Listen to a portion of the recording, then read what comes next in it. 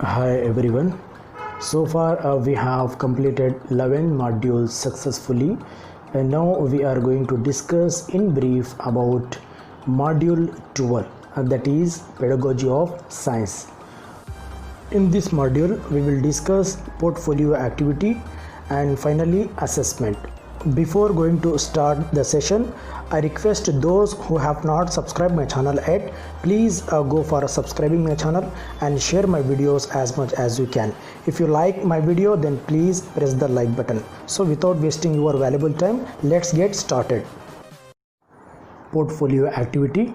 Select chapter or unit from science textbook of any class and design a unit plan with activities where children are actively involved in the learning process. If you observe above statement, one point should be remembered. While preparing portfolio, focusing on activities where children actively participate in learning process. This is a simple portfolio activity made by me. Subject science, topic living and non-living things, lesson descriptions. Things are classified into two parts. 1. Living things. 2. Non-living things. Living things which can eat, breathe, grow, move and have senses. Non-living things can't eat, breathe, grow, move and have senses. Living things are like all human beings, animals, birds, plants and trees. Non-living things are like table, fan, sun, moon, book, pen, bus, car, etc. So here senses means sense organs like nose, eyes, ear, tongue, like that. For example, if I see pizza, my tongue will be responded to pizza. This is the characteristic of living thing because I am living thing. Where non-living thing cannot respond by seeing any object. Next, learning objectives. Children will be able to know the differences between living and non-living things. Children will be able to know differences between man-made and natural non-living things. Non-living things may be categorized in two types. One is man-made non-living things and second one natural non-living things. Man-made non-living things are like table, fan, book, pen, bus, car. Whereas natural non-living things are like sun, moon, earth, like that. Resources and technology. Textbooks, chart, concrete objects, digital content, Diksha app, YouTube video links, etc. These are characteristics of living and non-living things. By showing this picture, we can easily explain characteristic of living and non-living things. Here living things, they can eat, breathe, move, grow and senses, means sense organs. Here non-living things, they don't have these kind of characteristics.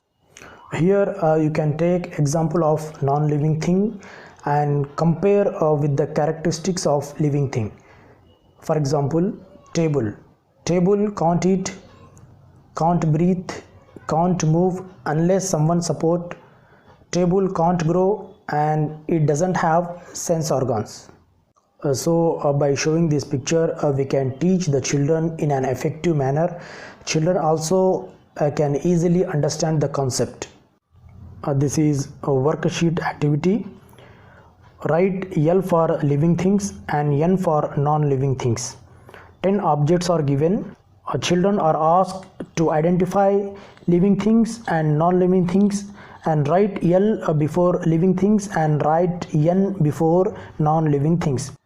First object is tree because a tree is living thing, so here wrote L.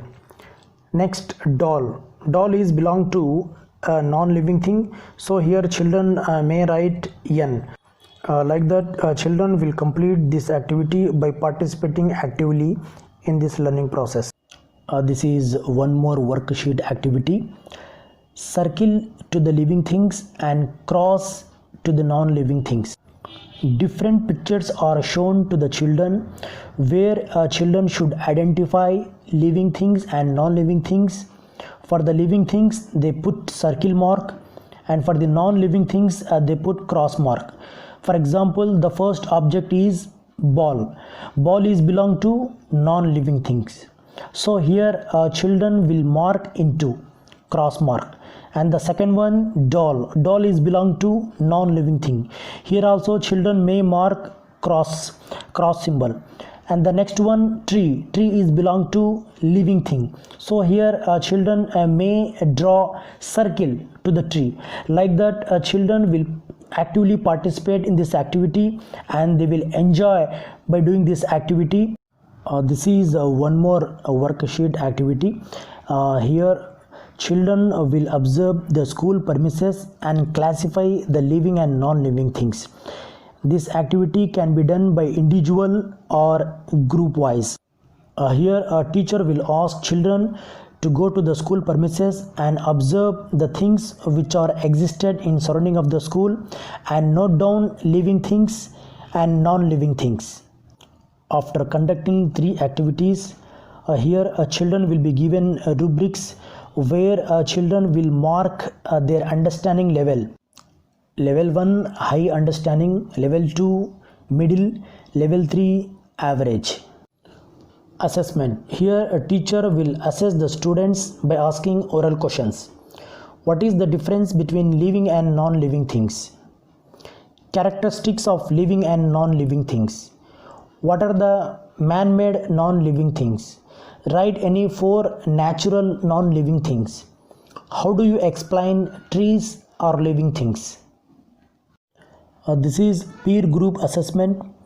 Worksheet will be provided to every children in the classroom.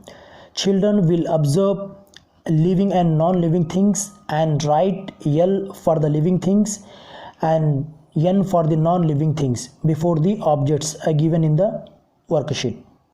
After completing the activity, children will assess the worksheet of others. For example, Ravi will assess the worksheet of Raju and Raju will assess the worksheet of Ravi. This is a group assessment. Class will be divided into 2 groups and children will discuss with group members.